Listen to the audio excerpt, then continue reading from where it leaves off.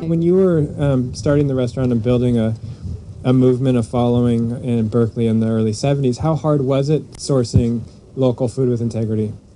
Well, I wasn't trying to build a movement. I never, ever imagined that this would be anything other than a neighborhood restaurant, truly and deeply. It was just for my friends. And we were on the lookout all the time. So we were going to farm stands at the beginning because nothing tasted really good like it did in France. And so we went to Chinatown because they were hanging the ducks, but I'm not sure the ducks were being fed anything divine, but they looked like a French, butcher shop.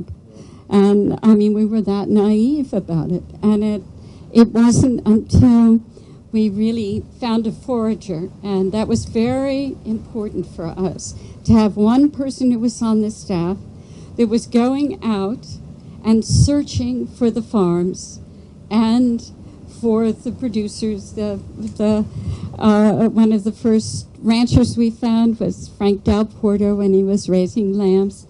And we invited him to come for dinner, and then we all went out to the farm, and he said, well, I'll bring you, we've never had spring lambs, we never slaughtered them that young. And he said, but I'll do them for you if you really want to pay the price. And so that's how it began, as simply as that. And then we had something else very important, and I'm sure you've had a tasting of summer produce out here at these tables.